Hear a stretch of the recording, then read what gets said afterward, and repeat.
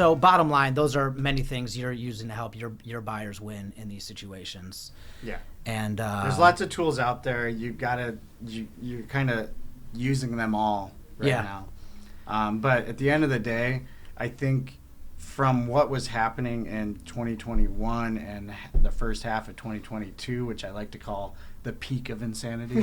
It sure felt like it. Was. But listing agents, from my perspective, have gotten smarter on the fact that like experience matters, relationships matter. Sure. It's not always about the price. And I think sellers feel that too. Yeah. Sellers, for the most part, are like, I don't want to be greedy. I just want the deal to happen. Yeah. Right. Because even some of those sellers have already probably been through a deal that fell apart because, quite honestly, they were being greedy. And then, as a buyer feels taken advantage of, and then they back out. Yep. So, yeah. And the most important thing, like, about the relationships is we're reminded of it every day, but it's the real estate world, even in such a big place as the whole Chicagoland area, it's a small world. It is small. You run into the same lenders, the same agents. And it's going to get smaller because a lot of these agents That's are right. leaving. Absolutely. Yeah, when it gets tough, the easy agents. Right, if you're doing it on the side. Easy money. Right. Mm-hmm. Exactly. Yeah. So, those relationships, the experience and all those things, your track record, all those things just, separate you even more. All right, one other topic we wanted to cover today was the concept of taxes. So on a simple, 101 level, we're going to kind of break this down. Ben, you're obviously very familiar with taxes also because you deal with it in the loan approval process, but the thing questions I get from a lot of clients and, other lay people is a confusion actually about property taxes versus income taxes. A lot of people actually don't know that those are two completely different things. That's crazy to me. So, there's a lot of things we take for granted working in the industry, but if you don't do this for a living, and you don't own a home or whatever, Why would you know? What do you know about taxes? They don't even pay their property taxes because most of them have escrow, and the bank pays even if you do, right. So, but at the same time, they also do intersect at times, which we'll get into. So first of all, what are property taxes? If you own real estate anywhere in the country, you pay property taxes on that real estate. Maybe you have an exemption for it, like it's a religious property, or a charity property. There might be some exemptions. Disabled vets, like if you're, I don't know what percentage it is, but high percentage, like 85, 90%, 100% disabled, they don't pay property. And then there's ways to get discounts on your property taxes, such as a homeowner exemption if it's your primary residence, or a senior citizen exemption if you're a senior, or a senior freeze, which is even more of a discount if you're a senior, or a veterans exception, what have you. But all those things go into your help reduce your property tax bill. So if you own property in Illinois, you will get a tax bill twice a year for your property, and that tax bill will be based on, one, the assessed value of your home, which is not your appraised value. It's not necessarily what you paid for it. It's how the county evaluates your home. And believe it or not, they get it wrong a lot of the time, which we'll also get into in a sec. But it's your assessed value. But then we also know that different areas pay higher taxes. So it's not just based on value. Different school districts, different areas. Oak Park has higher taxes than the city of Chicago. Some suburbs have higher or lower taxes. That's because it's based on your assessed value, also a local tax rate, and also something called an equalization factor. So there's a formula, you put them all together, and you figure out how much your tax bill is going to be. That bill comes out twice a year. You have to pay it. It's a lien on your property. If you don't pay it, the county can repossess your property from you. One thing to know about that is that this year in particular, we're going to have 3 tax bills in a period of 9 months because of the fallout from COVID. Once COVID happened, all the tax bills, in Cook County, for instance, they come out every March. They come out every February and are due in March. They come out every July and they're due in August. All those schedules kind of got mixed up with COVID. In the last year, the second installment bill, which usually comes out in July and is due in August, didn't even come out until the late fall, due in like December, something. So everybody just paid a tax bill, but then the first installment bill, which typically comes out at the beginning of the year, it came out when it should have. We're paying it in April instead of March, so there's a little bit of leeway, but you just paid your second installment bill. Now you're paying your first installment bill, and most likely the second installment bill this year is going to be on time in July, August, or close to it. So from December through August, you're going to pay 3 property tax bills. So every homeowner, not just homeowner, but if you own real estate, you're an investor, primary residence, second home, that's something to be aware of about your tax bill, coming up in the near future. And then, what else was I going to say about that? I just had something in mind. Your escrow accounts. Your escrow accounts, yes. You guys mentioned before, a lot of people are homeowners. They escrow their taxes. Ben, what does that mean? So when you escrow your property taxes. Yeah, when you escrow your property taxes, the bank essentially builds into your monthly payments 1/12 of the annual bill based off of when you close. And then they reassess that every single year, and they adjust it as it needs to be. And when those bills come due, right, March and August for Cook County, the bank just takes the money out of the account and they pay the bill for you. And they want to pay it because they don't want that lien. Yeah, right. The only person that has a trump card over the mortgage is the government. Right? Yep. That's correct. In Illinois, taxes are always the first lien. A mortgage is second. Other states, it's different. Ohio, for instance, I know is not that way. The mortgage is always the first lien. In Illinois, property taxes are the first lien on real estate. So if those don't get paid, county repossesses the property. Yep. The mortgagee is just takes their place in line in the process. And so from a consumer standpoint, I guess what we're trying to get at here is, why am I worried about that if the bank's paying it anyways? Correct. Well, they're not paying it. They're using your money to pay it. You have a 30-year fixed loan, right? Fixed. Like, isn't your payment stay the same? It's fixed. It's not because taxes change, right? Yep. So that's where it's really what we're getting at here is that, your payment may be $3,000 a month, this year, but then because of all of this, stuff hitting at once, well, the bank is going to look at that and say, our escrow account is really low. Well, they get so confused, right? And then they jack your payment way up. Now you're making a $4,000 a month payment, right? Yeah. Right. And we've seen it with many clients where they're calling me and, they're like, hey, I got this escrow analysis and my monthly payment jumped, 20, 30%. What happened? And, it usually ends up that the bank got confused because Cook County was a mess the last couple of years. For sure. And they think that their tax bill is much bigger than it actually is. And you really got to dive into that and figure it out. So I think something for every homeowner and future homeowner to know is just because you escrow doesn't mean you don't need to think about it. You still got to keep your eye on it because mistakes can happen. Right. These lenders are functioning nationally. Right. So literally for every person that owns real estate, keep an eye on your taxes, probably look at your escrow account and make sure you are saving money to pay your property taxes. Yeah. And then one last thing about property taxes, sometimes you might get the bill and find that your assessed value of your home you think is way higher, sometimes lower, but that doesn't matter. That's just a benefit. Mm-hmm. If it's higher, you might say, why is my assessed value so high when my home value is not that high? Why is the county assessing my home at $500,000 when it's really only worth $300,000? Or I just bought it, for instance, for $350,000. If that happens, you are a candidate for what's called a tax appeal.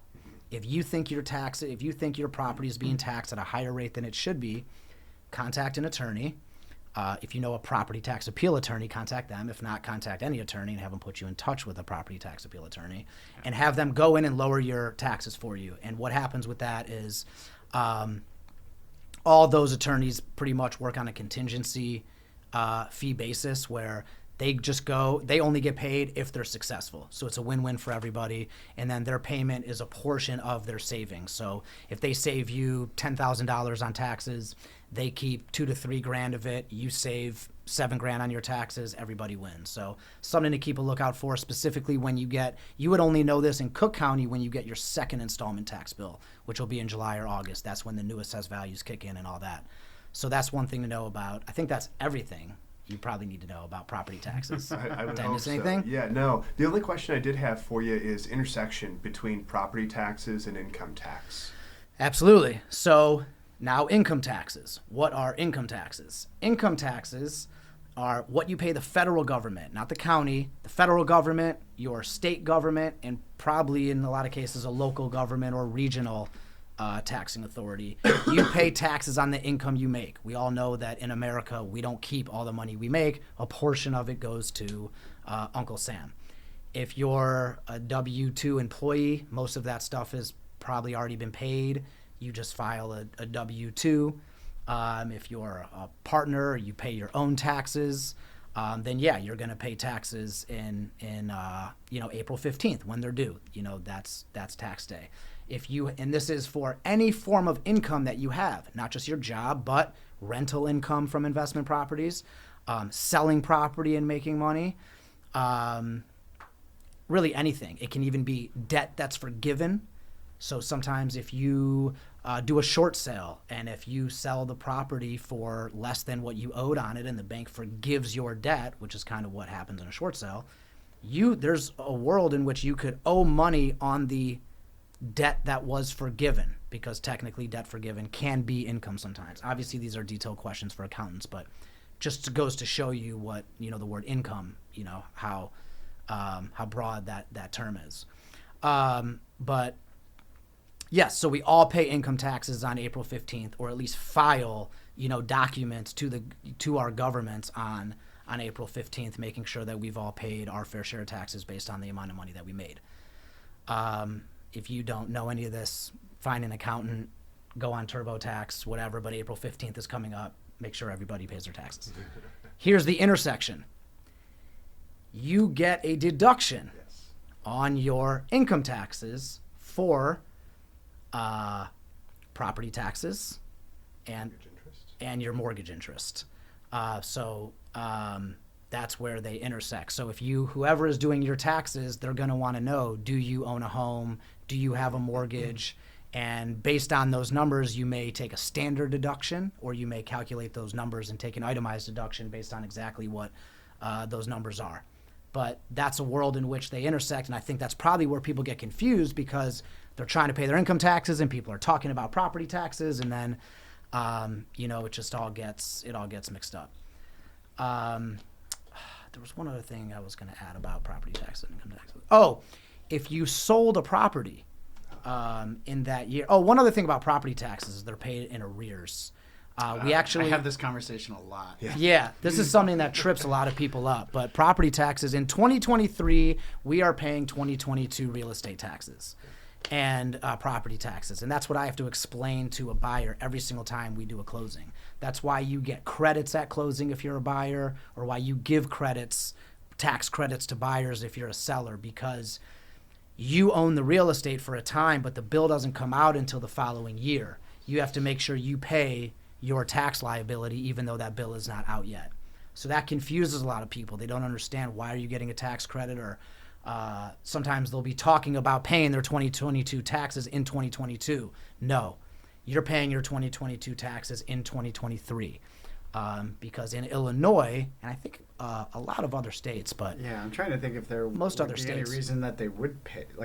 You'd think they would all have to be in arrears. Yeah, you're paying for the year that just occurred. So if you, on another note, back to income taxes, and perhaps the intersection between real estate and income taxes, if you sold a property in 2022, you'll have to file something when you file your taxes in 2023. If you had if there's a profit on it, for primary residence, you may not owe taxes on it, but either way, talk to your accountant about it. And you may, if you sold it at a profit in investment property, you're most definitely going to owe taxes on it. And most people think that you need a 1099 form to give to your accountant in order to account for those taxes.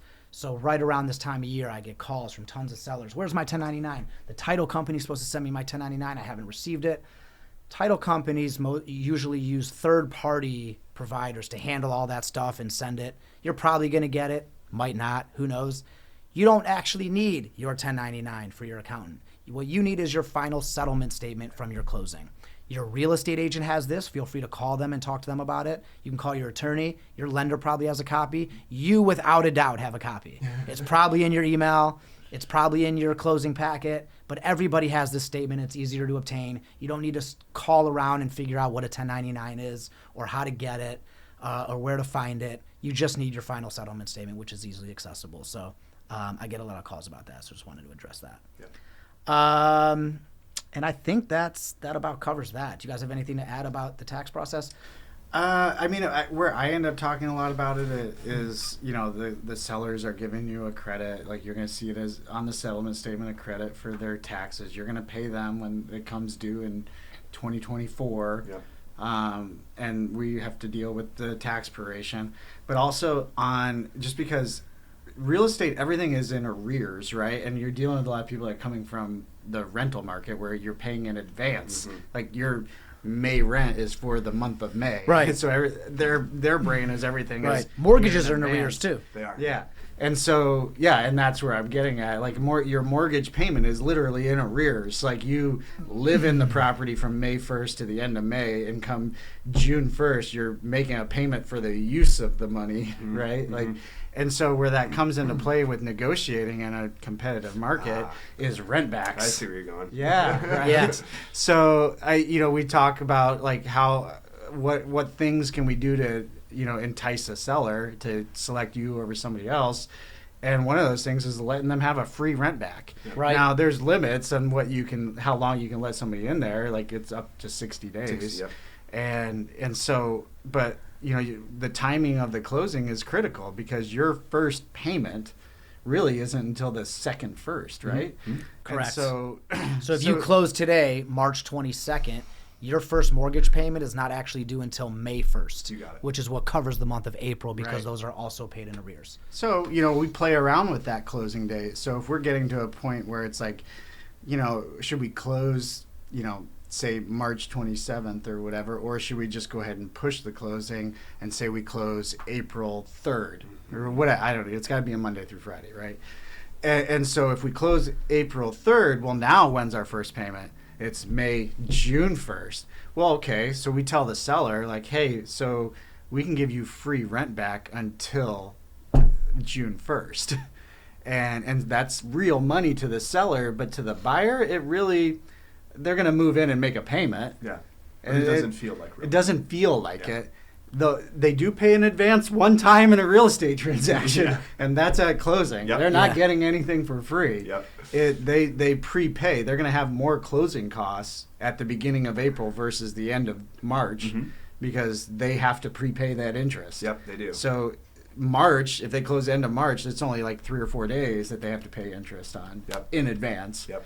But if you close at the beginning of April, you're going to have almost a whole month of interest, right? And what's most of your payment? Interest. Interest. Especially at the start. Yeah, especially at Right. the start. So, there's more closing costs up front, but it seems like it's when you're dealing with hundreds of thousands of dollars, Yeah. like a few $100 at a closing doesn't It doesn't get seem out. like that much, and if No. it secures you the property. Yeah, right. And another way this comes into play for buyers in the negotiations is, we fight over tax prorations all the time. They're Yeah. giving you, at the closing, the seller is going to give you a credit for the time they own the property for which the bill has not come out yet. So if we close today, March 22nd, the seller is going to give you, because the second installment of 2022 has not come out yet, because it doesn't come out until July or August, the seller is going to give you a credit for that. And then they're also going to give you a credit for their prorated share of 2023, January 1 through today, for instance, if we're closing today. Well, how much is that credit? Do we just take the prior year, break it up and base it off that? No, we live in Chicago. Taxes go up every year. We don't want 100% of the prior year and base it off that. So we typically fight over, are you going to base it on an extra 5% of the prior year, 105%? Maybe add an extra 10% to the prior year, 110%. Or in the case of a reassessment year, these negotiations can go on way too long, but we don't know what that tax bill is going to be that comes out in July. So we argue about it. We go back and forth. Sometimes you can't even agree, so you just agree on an escrow holdback where the seller puts money in escrow and we just figure it out when the bill comes out because it can be unpredictable. So another thing, buyers, so every buyer, you're going to be in that negotiation in some shape or form. Be ready for that. And sometimes to gain leverage, you can say, hey, I'll accept taxes at 100% or 100 Exactly. or 105% and we won't negotiate Again, them. it's taking those unknowns. That's a whole nother unknown that sellers aren't even thinking about. Yep. That you can educate the listing agent and then the seller. Like, Yep. hey, listen, we're agreeable to 100%. Yeah. At the end of the day, the difference between 100 and 105 on some properties, we're talking a couple $100s. Right. Especially if it's like, for 3 months of the year. Yeah, right. Right. So, You're talking about 100 days, 5% at 100 days worth. It's a couple $100. Yeah. So, but then when we get into December, like, right. You're talking some pretty big, for sure, big payments. Yeah. But, so that's certainly something that's coming up now as things are competitive is let's just take that unknown off the table and just say we're agreeable to 100. Yeah. There's times where it's like, well, we're agreeable to 90%. Yeah. Right. And sometimes I'll fight vigorously for my client for every dollar. Just today, we had to, on a closing, we had to email the attorney and redo all the figures over $150. Yeah. Typically, I don't want to be that guy, but that attorney was pissing me off through the whole deal, and I was like, "Well, your number's short, and it's $150. My client's not going to take it. Maybe if you weren't a dick the whole deal, he would just take it on the chin and move on. But no, you're annoying. Go add our 150." And they go, "Oh, really? But then we're gonna have to wait for an hour while the lender changes their figures." We'll wait. $150 an hour, great. We'll wait, no problem. And sometimes we'll fight vigorously for that. Or sometimes if a buyer says, "Look, I just really want this property. Like, don't mess around." Hey, okay, fine, just 100%, 105. Yeah. And pretty much every deal you're going to get 105 or 100, at least 105 because everybody understands that taxes go up at least a little bit year to year, most of the time. Only on like short sales, bank-owned properties and things like that, you start to see 100% or maybe sometimes no tax credit. But if you found value in what we were talking about today and you feel like that helps you and helps to educate you as a buyer, give us a like. Give us a subscribe. We appreciate it. And of course, reach out if you're in the Chicagoland market and you're looking to buy or sell.